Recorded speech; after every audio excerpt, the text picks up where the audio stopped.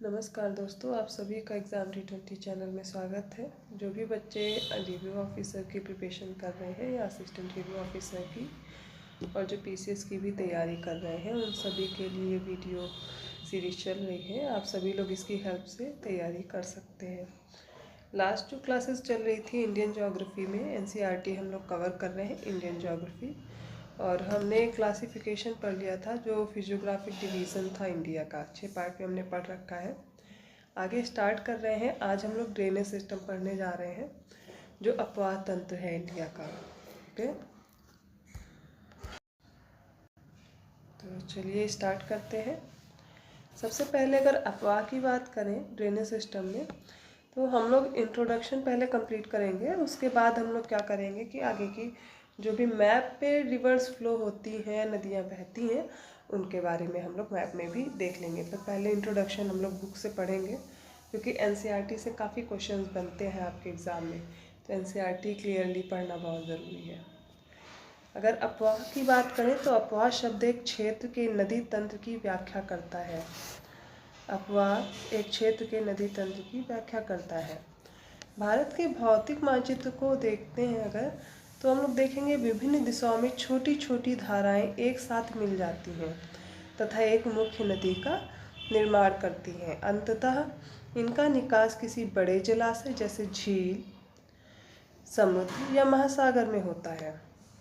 आप सभी ने देखा होगा, जैसे हम लोग गंगा नदी तंत्र पढ़ते हैं। नदी तंत्र का मतलब ये है एक मेन रिवर में छोटी छोटी नदियाँ आकर के मिलती हैं, वो एक अपवाह तंत्र का निर्माण करती हैं। ठीक है, तो आपने देखा अभी इसमें हमने पढ़ा कि छोटी छोटी धाराएं क्या होती हैं, एक मुख्य नदी का निर्माण करती हैं मिल करके, और या तो किसी बड़े जलाशय में जाएंगे। वो बड़ा जलाशय क्या हो सकता है, या तो झील में आएंगी, या फिर किसी समुद्र में आकर के अपना जल गिराएंगी, या फिर किसी महासागर में अपने जल को गिराती है। एक नदी तंत्र द्वारा जिस क्षेत्र का जल प्रवाहित होता है, एक नदी तंत्र द्वारा जिस क्षेत्र का जल प्रवाहित होता है उसे हम अपवाह द्रोणी कहते हैं, रिवर बेसिन कहते हैं। अगर इस चित्र के जरिए से हम समझने की कोशिश करें तो एक जल विभाजक के पास आप देख रहे हैं एक ये मुख्य रिवर है, मुख्य नदी आपको दिखेगी ये, और इससे बहुत सी छोटी छोटी धाराएं देखिए आकर के मिल रही हैं, और आपस में धाराएं भी कहीं ना कहीं मिल रही हैं ऐसे। तो ये क्या है, अपवाह तंत्र है। ठीक है, जैसे अभी हमने द्रोणी पढ़ी थी, अपवाह द्रोणी वो है। ये एक पूरा रिवर सिस्टम है। अब जल विभाजक या तो पर्वत हो सकते हैं, पठार हो सकते हैं, कोई भी ऐसा हो सकता है। और अगर दूसरी धारा देखिए तो ये भी देखिए ऐसे गहराई में बह रही है ना, और यहाँ पर भी छोटी छोटी नदियाँ आकर के मुख्य धारा से मिल रही हैं। ठीक है, इसी से हमें पता चलता है कि कैसा एक द्रोणी होगा या फिर एक कैसा अपवाह तंत्र होगा। अगर आगे हम पढ़ते हैं तो जो अपवाह द्रोणी है, अगर इस चित्र के जरिए से देखते हैं तो पर्वत या उच्च भूमि दो अपवाह द्रोणियों को एक दूसरे से अलग करती है। मैंने कहा ना कि कोई ऊंची भूमि पठार हो सकती है, पर्वत हो सकती है, जो जल विभाजक का कार्य करेगा। इस प्रकार की उच्च भूमि को जल विभाजक कहते हैं। ठीक है, आगे हम देखते हैं। देखिए अब भारत में अपवाह तंत्र की बात की जा रही है। जो भारत में अपवाह तंत्र है, पहले तो उसको दो भागों में विभाजित किया गया है। कौन कौन सा, हिमालय की नदियाँ हो गई, दूसरी प्रायद्वीप की नदियाँ हो गई। अब जो हिमालयन नदियाँ हैं उनमें भी हम क्या करते हैं, तीन पार्ट में पढ़ते हैं, तीन तरह से विभाजित करते हैं। एक मुख्य धारा लेते हैं और उससे जितनी नदियाँ आकर के मिल रही हैं उनको पढ़ते हैं। तो जैसे हिमालय में आप देखेंगे आपको सिंधु नदी तंत्र मिल जाएगा, दूसरा गंगा नदी तंत्र है, और तीसरा ब्रह्मपुत्र नदी तंत्र है। तो इसी को अगर हम पढ़ते हैं तो चलिए पहले एनसीईआरटी से कवर करते हैं, फिर मैं मैप पे एक एक चीज़ें आप लोग को समझा दूंगी। भारत में अपवाह तंत्र का नियंत्रण मुख्यतः भौगोलिक आकृतियों के द्वारा होता है। इस आधार पर भारतीय नदियों को मुख्य दो वर्गों में विभाजित किया गया। कौन कौन सी, पहली तो हिमालय की नदियाँ हैं, दूसरा प्रायद्वीपीय भारत की नदियाँ हैं। ठीक है, दो विभाजन मुख्य हैं और इन्हीं में हम सारी नदियों को कवर करके पढ़ेंगे। भारत के दो मुख्य भौगोलिक क्षेत्रों से उत्पन्न होने के कारण हिमालय तथा प्रायद्वीपीय नदियाँ एक दूसरे से भिन्न हैं। हिमालय की अधिकतर नदियाँ बारहमासी नदियाँ होती हैं, इनमें वर्ष भर पानी रहता है, क्योंकि इन्हें वर्षा के अतिरिक्त ऊंचे पर्वतों से पिघलने वाले हिम द्वारा भी जल प्राप्त होता है। अब आपसे प्रश्न पूछा जा सकता है कि कौन सी नदियाँ बारहमासी। बारहमासी का मतलब पूरे वर्ष भर इनमें जल एकत्रित रहता है, जल की कमी नहीं होती है। क्यों? क्योंकि यहाँ पे देखो वर्षा का पानी तो आता ही है, लेकिन ऊंचे ऊंचे पर्वतों से निकलती, वहाँ पे ग्लेशियर है, ग्लेशियर का पानी पिघल के आता है, तो वर्षा का जल और ये मिलकर के पानी का कमी नहीं हो पाता नदियों में। बट आगे की बात करें तो प्रायद्वीपीय नदियों में क्या रहेगा कि सिर्फ वर्षा का जल रहता है, वहाँ पे अदर कोई सोर्स नहीं है, अगला कोई स्रोत ऐसा नहीं है ग्लेशियर वगैरह जहाँ से पानी पिघल के आता हो। तो ये बारहमासी नदियाँ नहीं होती हैं। कौन सी बारहमासी रहेंगी? वो सिर्फ हिमालयी नदी रहेंगी। ठीक है, अब उनमें कौन कौन सी आती हैं? जैसे कि हिमालय की दो मुख्य नदियाँ सिंधु तथा ब्रह्मपुत्र इस पर्वत श्रृंखला के उत्तरी भाग से निकलती हैं। अभी हम लोग डिटेल में इन नदियों को पढ़ेंगे। अभी जहाँ से नदियाँ पर्वतों से बह कर के आती हैं, तो इन पर्वतों को काटने का भी काम करती हैं। धीरे धीरे एक ही जगह से फ्लो होते होते होते होते तो जगह गहरी होती जाती है। जब ऐसा कुछ होता है तो पर्वतों को काट कर क्या करती है, नदी बहते ऊपर वेग से आती है, अपने साथ बहा करके लाती है, सिल्ट गाद और पत्थरों की तरह काटते हुए पर्वतों को। तो जब पर्वत को काटती रहती है तो क्या होता है, गार्ज का निर्माण करती है। गार्ज समझ में आया? नदियाँ क्या करेंगी, काटते हुए एक गहरी खाई के जैसे आकृति बना देंगी। हिमालय की नदियाँ अपनी उत्पत्ति के स्थान से लेकर समुद्र तक के लंबे रास्ते को तय करती हैं। ये अपने मार्ग को ऊपरी भागों में तीव्र अपरदन क्रिया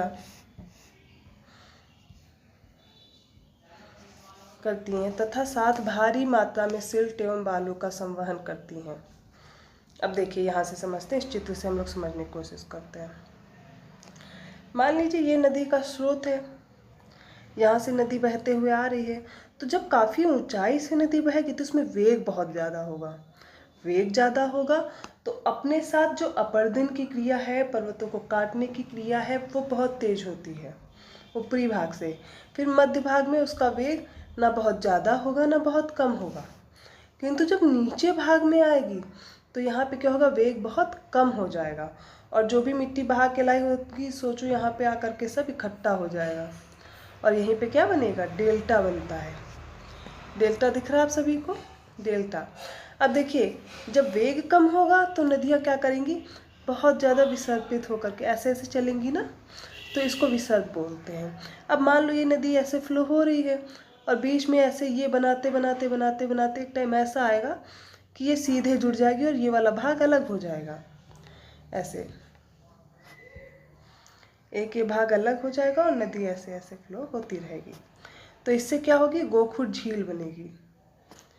ठीक है, अपने यहाँ कौन कौन सी ऐसी नदियाँ हैं, उनका एग्जाम्पल आप लोग कमेंट करेंगे मुझे।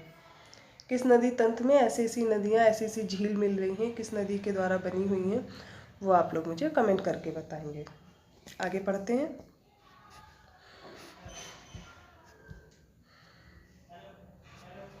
मध्य एवं निचले भागों में ये नदियाँ विसर्प, गोखुर झील तथा अपने बाढ़ वाले मैदानों में बहुत सी अन्य निक्षेपण आकृतियों का निर्माण करती हैं। ये पूर्ण विकसित डेल्टाओं का भी निर्माण करती हैं। अधिकतर प्रायद्वीपीय नदियाँ मौसमी होती, मैंने बताया ना कि प्रायद्वीपीय नदियाँ क्या है, उनमें बारिश का ही पानी रहता है, क्योंकि इनका प्रभाव वर्षा पर निर्भर करता है। शुष्क मौसम में बड़ी नदियों का जल भी कटकर छोटी छोटी धाराओं में बहने लगता है। हिमालय की नदियों की तुलना में प्रायद्वीपीय नदियों की लंबाई कम और छिछली होती हैं ये, फिर भी इनमें से कुछ केंद्रीय उच्चभूमि से निकलती हैं तथा पश्चिम की तरफ बहती हैं। प्रायद्वीपीय भारत की अधिकतर नदियाँ पश्चिमी घाट से निकलती हैं तथा बंगाल की खाड़ी की तरफ बहती हैं। ये मैप हम लोग देखते हैं।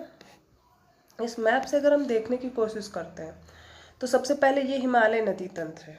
हमने बोला कि भारत की नदियों को दो भाग में डिवाइड करते हैं। पहला भाग कौन सा है, हिमालय है, और हिमालय से बहने वाली नदियाँ। तो इसमें हमने क्या बोला आपसे कि तीन तरह के अपवाह तंत्र हमको पढ़ने हैं। पहला कौन सा है, सिंधु नदी तंत्र, ये दिख रहा है। अब इससे जितनी भी छोटी छोटी नदियाँ आकर के मिलेंगी, पूरे एक नदी तंत्र का निर्माण करेंगी। दूसरा नदी तंत्र गंगा वाला पढ़ेंगे। तीसरा यहाँ पे देखो ब्रह्मपुत्र नदी भी आकर के मिल रही है। तीन तरह के, पहला ये, दूसरा गंगा नदी तंत्र और तीसरा हमें ब्रह्मपुत्र नदी तंत्र पढ़ना है। अब यहाँ पे देखो ऊंचाई से बहती हुई नदियाँ आती हैं तो अपने साथ क्या है, सिल्ट और गाद भी बहा करके लाती हैं, गोखुर झील भी बनाती हैं, विसर्ग भी बनाती हैं। और क्या है, इनके पास जो मिट्टी इकट्ठा होती है तो ये मैदान का निर्माण करती हैं। पिछले हमने भौगोलिक विभाजन में पढ़ा है। और ये क्या होता है, बहुत ही उपजाऊ होता है। कृषि के मामले में अगर देखा जाए बहुत ही उपजाऊ क्षेत्र है। पानी का सोर्स क्या है यहाँ पर, वर्षा का पानी तो है ही, ग्लेशियर भी पिघल के आता है, इसलिए यहाँ पर पानी की कभी कमी नहीं होती है, पूरे वर्ष भर पानी रहता है। लेकिन प्रायद्वीपीय नदियाँ, देखो ये भाग और ये भाग दोनों अलग अलग निर्मित हुए हैं और आकर के जुड़े हैं आपस में, ठीक है। गोंडवाना लैंड और अंगारा लैंड का भाग है, दोनों अलग अलग। ये प्रायद्वीपीय भारत जो है वो गोंडवाना लैंड का भाग है ना, आप लोगों ने पढ़ा होगा इसे। तो ये जो नीचे आप नदियाँ देखेंगे तो सबसे ज़्यादा नदियाँ क्या हैं, पश्चिमी घाट से निकलती हैं, पहली चीज़ तो ये। और किधर की तरफ बहती हैं, ये पूर्व की तरफ, पश्चिम से पूर्व की तरफ सब बहती हैं। और यहाँ पर आकर के डेल्टा का निर्माण करती, क्योंकि ये ऊंचाई वाला भाग है, यहाँ से बहती तेज वेग से जाती, जब यहाँ पे आती तो इनकी स्पीड स्लो होती जाती है। जब वेग कम होगा तो अपने साथ ही क्या करेंगे, यहाँ पर डेल्टा बनाएंगी। जैसे देखिए बांग्लादेश और यहाँ पश्चिम बंगाल के पास आप देखेंगे सुंदरबन का डेल्टा सबसे बड़ा डेल्टा है। फिर चिल्का झील जहाँ है इसके पास देखिए महानदी का डेल्टा, यहाँ पे कृष्णा नदी, गोदावरी नदी का, कावेरी नदी का डेल्टा, ऐसे ही बहुत सारे डेल्टा बनाती हैं। लेकिन दो नदियाँ ऐसी भी हैं जो क्या करती हैं, दिशा के विपरीत बहती हैं, जैसे नर्मदा और तापी। ये क्यों बहती हैं ये मैं अभी आगे डिस्कस करूँगी। सबसे पहले हिमालय नदी तंत्र पढ़ेंगे हम लोग। हिमालय नदी तंत्र में सबसे पहले जो नदी हमें पढ़नी है वो है सिंधु नदी। सिंधु नदी तंत्र के बारे में हम लोग पढ़ेंगे। देखिए मेन रिवर क्या है, सिंधु है, ठीक है। और मैप से हम लोग देखते चलेंगे, यहाँ पे तिब्बत के पास से ऐसे निकलती है, ये सिंधु रिवर आप लोग को दिख रही है। भारत से निकलते हुए फिर क्या होती है, इधर पाकिस्तान में एंटर कर जाती है। एक बार फिर से देख लेते हैं सही से। यहाँ से ये निकली और भारत में एंटर करी, यहाँ से होते हुए ये ऐसे आगे पाकिस्तान में एंटर कर जाती है। तो सिंधु नदी से एक मुख्य नदी है और इससे बहुत सी छोटी छोटी धाराएं आकर के मिल रही। कौन कौन सी, चलिए वो भी देख लेते हैं, ठीक है। सबसे पहले रिवर ये देखिए, इधर झेलम, झेलम दिख रही है सबको, झेलम, चिनाब, रावी, ब्यास और ये रही सतलज, और ये सारी एक पास आकर के मिल करके यहाँ पे फिर सिंधु नदी से मिल जाएंगे। तो आज जो पहला नदी तंत्र हम लोग पढ़ रहे हैं वो कौन सा है, सिंधु नदी तंत्र, ठीक है। अब सबसे पहले जानकारी आपको रखनी है कि इसकी कौन कौन सी सहायक नदियाँ हैं, तो हमेशा याद रखिए। आप एक ट्रिक से भी याद रख सकते हैं, कौन कौन सा। देखिए सबसे पहले कौन सी मिल रही है, झेलम है, फिर रावी है, ठीक है, ब्यास है, सतलज है, ठीक है। इन सबको हमें याद रखना है। तो सिंधु की सहायक नदियाँ सबसे पहले याद रखेंगे कौन कौन सी। देखिए मुख्य धाराएं हैं, ऐसा नहीं है और नदियाँ आकर के इनसे नहीं मिलती, और भी मिलती, नुब्रा हो गई, किशनगंगा हो गई, ऐसे बहुत सी हैं रिवर्स, छोटी छोटी आकर के मिलती है। लेकिन जो हमें मुख्य धाराएं याद रखनी है, जो हमारे एग्ज़ाम में पूछी जाती हैं, वो यहाँ पर हम लोग पढ़ने वाले हैं। डिटेल में हम लोग अगली क्लास में डिस्कस कर लेंगे। तो सबसे पहले झेलम हो गया, ठीक है। झेलम के बाद चिनाब याद रखिए, फिर रावी, ब्यास और सतलज। कैसे याद रखेंगे, JCRBS के नाम से ट्रिक बना लीजिए, JCRBS। ये हमने नॉर्थ से साउथ की तरफ काउंट किया है, ठीक है। अच्छा मुझे कोई ये बता पाएगा कि ये राइट फ्लोइंग रिवर है, मतलब दाएं भाग से आकर के मिल रही हैं, या फिर बाएं भाग से आकर के मिल रही है। ये बहुत इंपॉर्टेंट क्वेश्चन है। जैसे सिंधु नदी बह रही है तो जिस दिशा में बह रही है वो उसकी दिशा है, तो ये इसकी दिशा है। अगर इस दिशा में बह रही है, ये दिशा है, तो इससे कौन सी नदियाँ किधर से मिल रही हैं, तो ये इधर से जो मिलेंगी आके इस साइड से, ये सारी क्या होंगी, दाएं भाग से मिलने वाली। और अभी जो हम लोग पढ़ रहे हैं, जो झेलम, रावी, ब्यास, सतलज, ये सब क्या है, बाएं भाग से आकर के मिल रही है ना। तो दिशा भी याद रखिए, और कौन सी ओरिजिन कहाँ से हो रही, मतलब जो भी नदियाँ मुख्य धाराएं से आकर के, धाराओं से आकर के मिल रही हैं, छोटी छोटी धाराएं मुख्य धारा से मिल रही है, सिंधु नदी से मिल रही है, तो सबका ओरिजिन क्या है, सबका स्रोत कहाँ है और कहाँ से निकल रही है, क्योंकि उत्पत्ति का सोर्स पूछा जाता है। चलिए सबसे पहले रीड करते हैं, फिर मैं मैप पे आकर के समझाती हूँ। हिमालय की नदियाँ सिंधु, गंगा तथा ब्रह्मपुत्र हिमालय से निकलने वाली प्रमुख नदियाँ हैं। ये नदियाँ लंबी हैं तथा अनेक महत्वपूर्ण एवं बड़ी सहायक नदियाँ आकर इनमें मिलती हैं। किसी नदी तथा उसकी सहायक नदियों को क्या बोलते हैं, नदी तंत्र बोलते हैं। तो सबसे पहले मैंने आपको क्या बताया, सिंधु नदी तंत्र हम लोग को पढ़ना है। सिंधु नदी तंत्र का उद्गम क्षेत्र, मैंने बोला ना कि आपको सारी रिवर्स के स्रोत याद रखने हैं, कौन सी कहाँ से निकल रही है। तो लिखते चलेंगे मेरे साथ और मैं सभी नदियों का आपको स्रोत बताती चलूँगी। आप लोग एक लिस्ट बना लीजिए, उत्पत्ति का स्रोत कौन सी कहाँ से निकल रही है रिवर, ठीक है। तो सबसे पहले सिंधु नदी का उद्गम मानसरोवर झील के निकट तिब्बत में है। तो सिंधु का उद्गम कहाँ से हो रहा है, मानसरोवर झील के पास से तिब्बत से निकलती है। पश्चिम की ओर, अच्छा ये तो मैंने बता दिया मानसरोवर से निकलती है, लेकिन पश्चिम की ओर बहती हुई यह नदी भारत में लद्दाख से प्रवेश करती है। इस भाग में यह एक बहुत ही सुंदर दर्शनीय गार्ज का निर्माण करती है। गार्ज भी मैंने समझाया था कि पर्वतों को काटकर जो गहरा रास्ता सा बनाती है उसको क्या कहते हैं, गार्ज कहते हैं। इस क्षेत्र में बहुत सी सहायक नदियाँ, जैसे आप नाम देखेंगे जास्कर, नुब्रा, श्योक तथा हुंजा इस नदी में मिलती है। आप इसको लिख जरूर लीजिए कि कौन कौन सी सहायक नदियाँ हैं जो सिंधु नदी से आकर के मिल रही हैं। अब जो सिंधु नदी है वह बलूचिस्तान तथा गिलगित से बहते हुए अटक में पर्वतीय क्षेत्र से बाहर निकलती है, ठीक है। सतलज, ब्यास, रावी, चिनाब तथा झेलम ये बहुत ही इंपॉर्टेंट नदियां हैं। आपस में मिलकर पाकिस्तान में कहाँ पर सब मिलती हैं, मिठान कोट के पास सिंधु नदी में मिल जाती हैं। सारे पॉइंट नोट करते चलिए, बहुत इंपॉर्टेंट है। इसके बाद यह नदी दक्षिण की तरफ बहती है तथा अंत में कराची से पूर्व की ओर अरब सागर में मिल जाती है। सिंधु नदी के मैदान का ढाल बहुत धीमा है।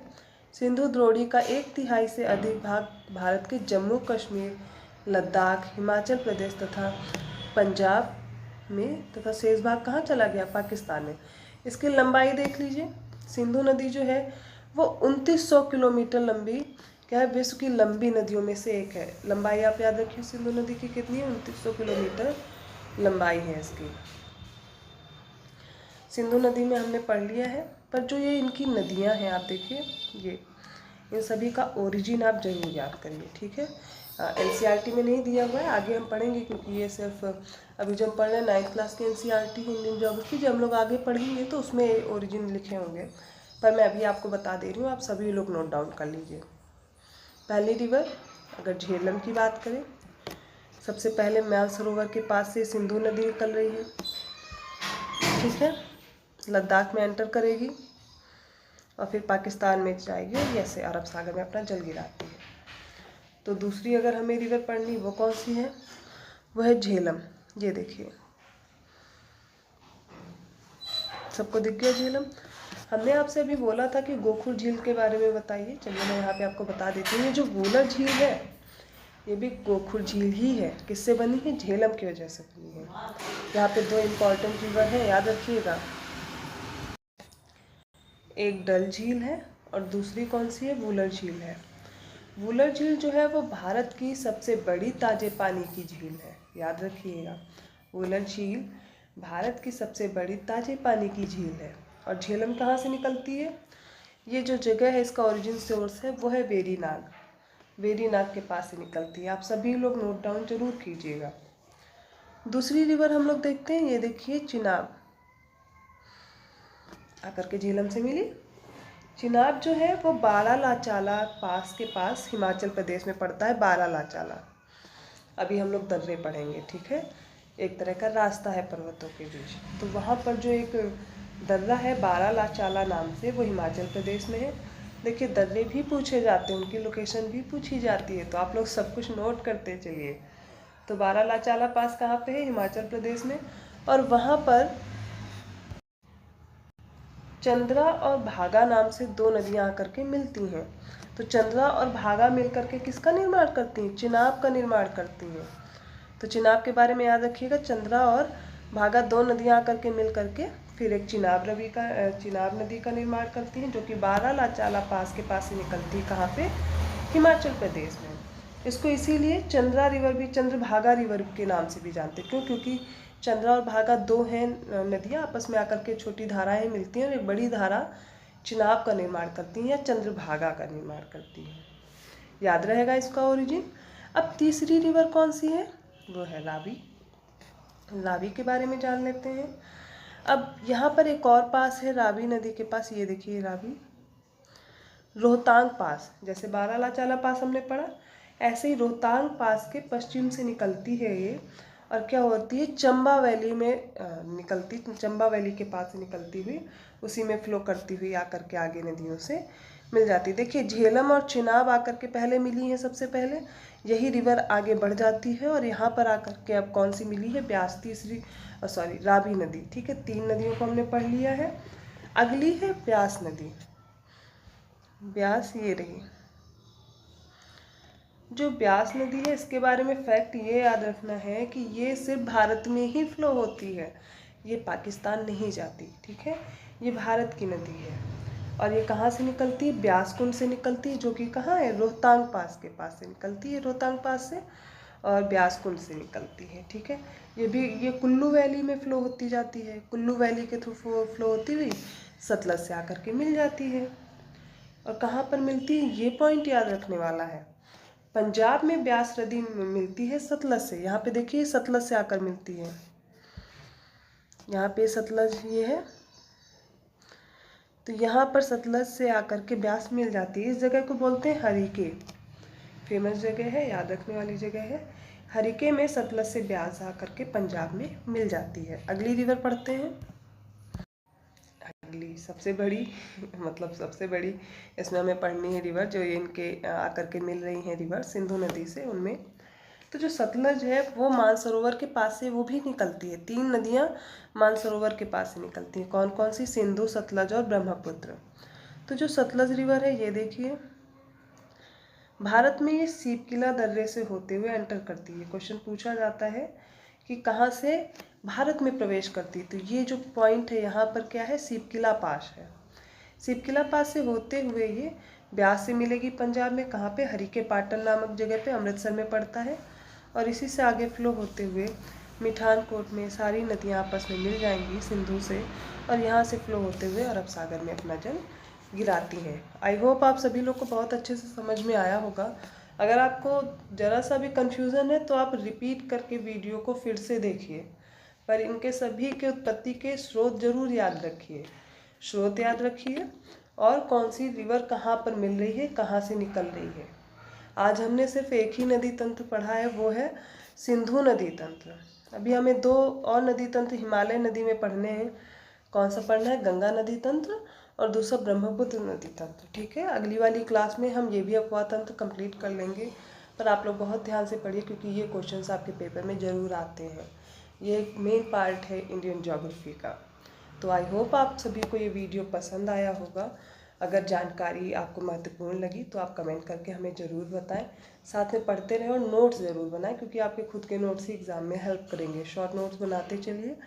अगर कोई सुझाव है तो आप कमेंट कीजिएगा। वीडियो अच्छा लगा तो लाइक कीजिए और चैनल को सब्सक्राइब कीजिए और लोगों तक भी पहुंचाइए। धन्यवाद।